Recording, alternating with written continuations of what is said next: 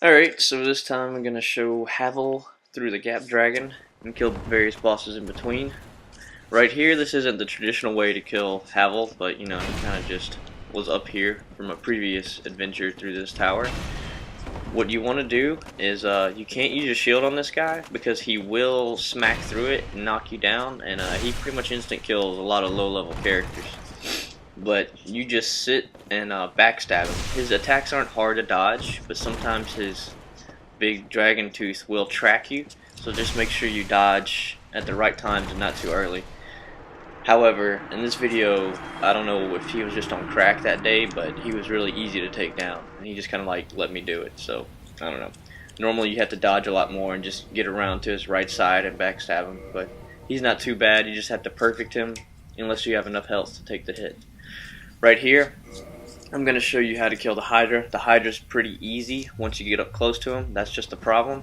Make sure you have the rusty iron ring, which you get from the Undead Asylum when you go back to it. And you have to have the Undead Asylum key too, or something, the second key. It's right above where the cleric is on top of the roof.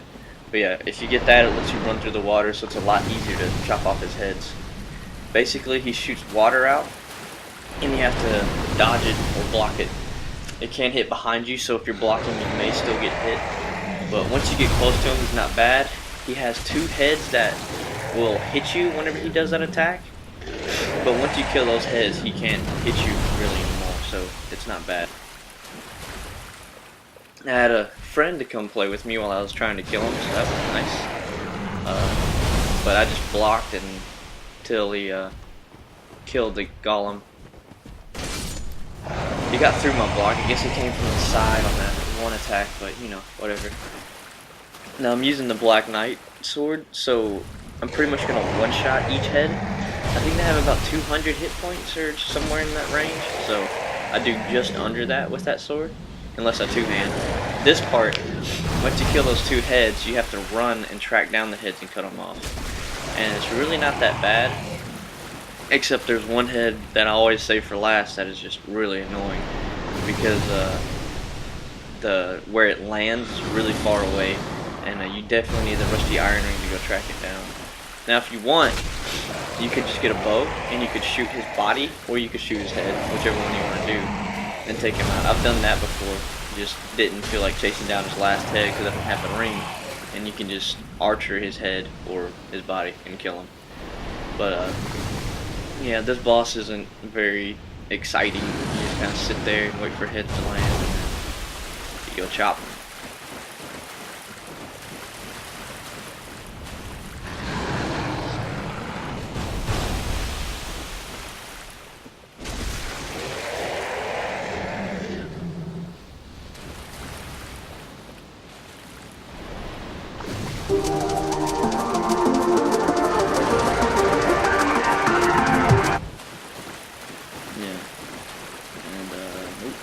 Yeah, you have to watch out. I forgot about that. There's an edge that he's actually like swimming. So you have to make sure you don't walk over the edge. Whenever you hear him growl, that means he's about to land his head in the water. So for that last head, you really need to start running to go get it, or you won't be able to make it. And here's how you get the key to the depths. You fight a Capra demon, which they're not too bad.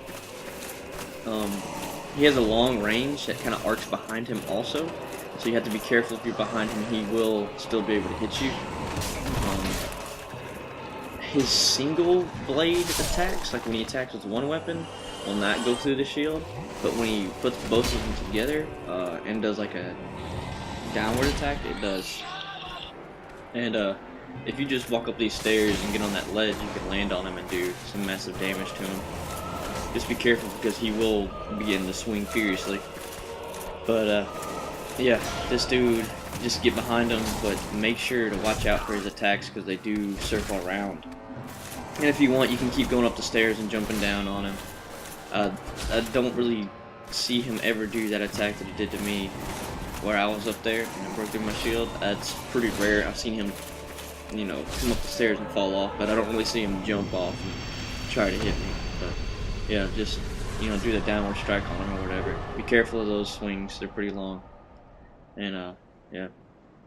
That's how you kill the Capra demon and get to the depths. And then for this next part, I'm gonna show how to kill the Gap Dragon. He likes to charge and stuff like that. You can summon Knight Solaire right here if you want, or you know, real people, whatever.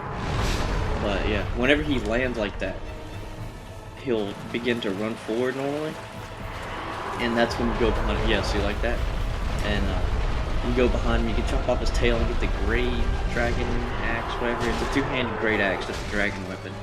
I don't really use those, but you know, if you want, go for it. But yeah, you just get behind him and hit him. He has a little jump move that he does. He has a move where he'll like throw up on the ground and a wave of whatever, I don't know, nasty shit will come at you. But I've never been hit by it. I'm not sure how much damage it does, how fatal it is. You have to watch out for when he starts charging and stuff like that. He can step on you. Make sure he doesn't land on you, because that's an instant kill and that sucks. Trying to think. He also does a stomp move if you're too close. And if you're at the back, you have to be careful too, because he does swing his tail. And his tail does a lot of damage, and it knocks you pretty far. And he can knock you off the map if you're over by the waterfall area thing. So yeah. But to kill this guy, you just wait for him to slam his teeth into the ground, and then he charges by you. You just chase him until he stops, and then you go to town on him. And that's how you kill the Gap Dragon, basically. See, there's that tail hit. Got a pretty damn long range. But if you cut off that tail, he can't hit you with it. He can still hit you with his nub, so even though his tail is gone, he can still hit you. But it's like ridiculously short. There you go. Dragon King Great Axe. Oh yeah. Dragon King Great Axe has a pretty cool looking R trigger ability. It basically sends a wave of like fiery energy stuff all around you. It's pretty cool, but yeah. I don't know. The dragon weapons just take too much strength to use for low level stuff, and I really wouldn't use them at the high level either. Maybe the Great Knight, not Great Knight, the great sword you get from the tail from the Dragon Covenant guy. But I don't know. I'm more of a Black Knight weapon fan. The lightning weapons are really nice too. Getting a lightning washing pole is pretty awesome. But yeah, so just keep following them and chop, chop, chop, and stab, stab, stab, and I'll die.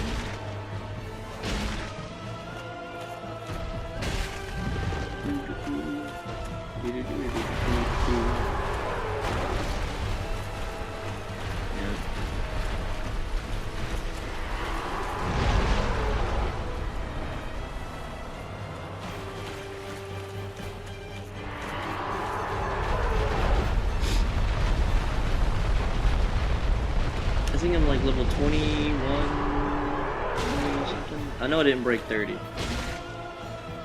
25, I don't know, somewhere around there. So yeah, you can do this at a low level, or you can do it at whatever. I'm just trying to stay low level just to show that you can do it. So thanks for watching the video. Make sure to tune in for the next one, part 3. I'm gonna do it in Orlando for part 4, I think. So, yeah, take it easy. Oh yeah. Coming at you.